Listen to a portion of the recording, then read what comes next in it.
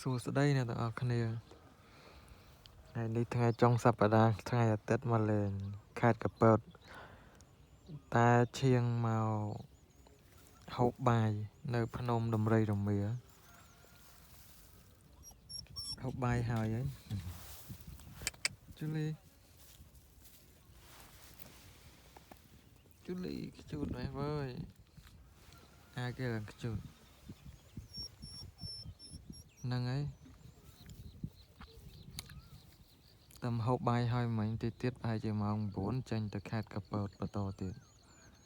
ឈៀងចូលមកហូបបាយនៅភ្នំដំរីរមៀខែហ្នឹងអត់សូវស្អាតចាញ់មកលើកមុនស្មៅច្រើនហើយឡើងខៀវឥឡូវគេឈូសចោលគេឈូសដីឲ្យស្មើអត់តមានគេលក់អីវ៉ាន់ទេហើយជាល្ងាចអីអត់មានអ្នកមកលេងមានគេលក់អីច្រើនចឹង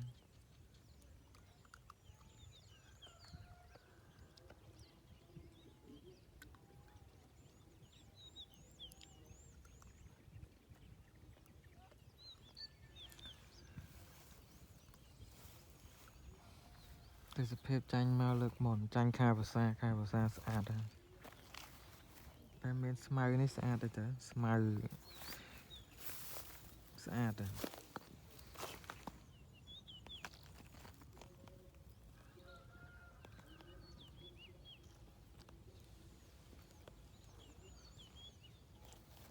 ្នឹងហើយអ្នកដែលធ្លាប់មកលេងហ្នឹងកុំភ្លេច comment ម្នាក់មួយផងចង់ដឹងថាអ្នកណាដែលធ្លាប់មកលេងនៅហ្នឹងខ្លះក្នុងខេត្តតាកែវ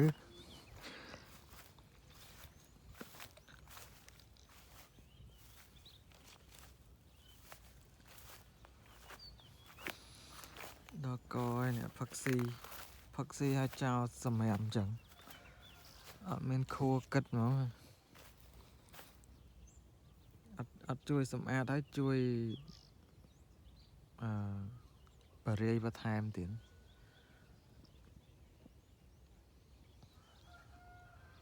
បើយើងអត់ចេះស្រឡាញ់ប្រទេសខ្លួនឯងអត់ចេះសម្អាតអត់ចេះអនាម័យអញ្ចឹង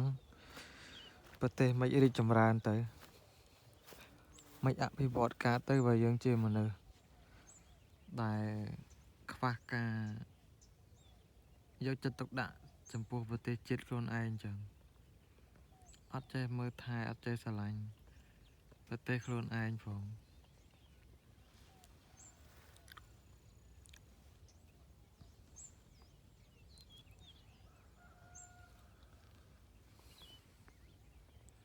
តោះតែយើងចេះស្រឡាញ់ចេះឈឺឆ្អែល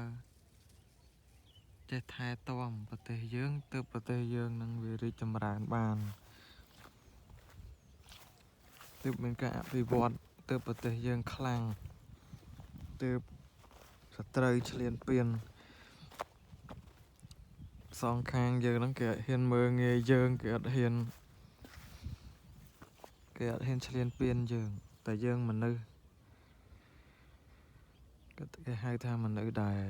អត់ចេះខ្វល់ពីប្រទេសខ្លួនឯងអញ្ចឹងវានឹងធ្វើឲ្យប្រទេសយើងអន្តរាយដោយសារមានមនុស្សប្រភេទដូចយើងដោយសារយើងអត់ចេះស្រឡាញ់ប្រទេសជាតិខ្លួនឯងអញ្ចឹង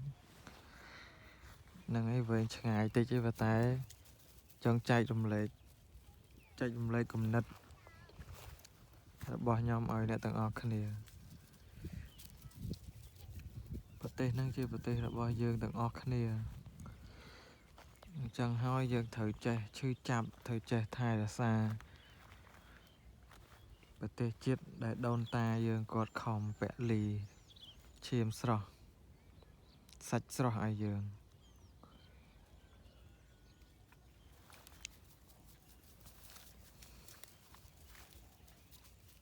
ហ្នឹងហើយដោយសារថ្មីហ្នឹងប្រទេសយើងជួបសង្គ្រាមដោយការឈ្លានពានពីប្រទេសសៀមហ្នឹងឯងចង់ឲ្យប្រជាជនយើងខិតខំរៀនសូត្រខិតខំបង្កើតទំពាំងល្អដើម្បីជាធនធានសម្រាប់ប្រទេសជាតិយើង ហ្នឹងហើយខ្ញុំមានតែប៉ុណ្្នឹងទេសង្ឃឹមថាអ្នកទាំងអស់គ្នាចេះឈឺចាប់ចេះថែទាំប្រទេសជាតិរបស់យើងគ្រប់កលៈទេសៈណាក៏ដោយយើងត្រូវចេះឈឺចាប់ត្រូវចេះថែទាំប្រទេសជាតិខ្លួនយើងដើម្បីកូនចៅយើងដើម្បីកេរ្តិ៍ឈ្មោះប្រទេសរបស់យើងពូជយើងជាពូជអ្នកសាងអង្គរមិនជាពូជដែលអត់មានជាតិចឹងទេហ្នឹងហើយអរគុណអ្នកទាំងអស់គ្នាសម្រាប់ការទស្សនាវីដេអូមួយហ្នឹងបើចូលចិត្តកុំភ្លេច like subscribe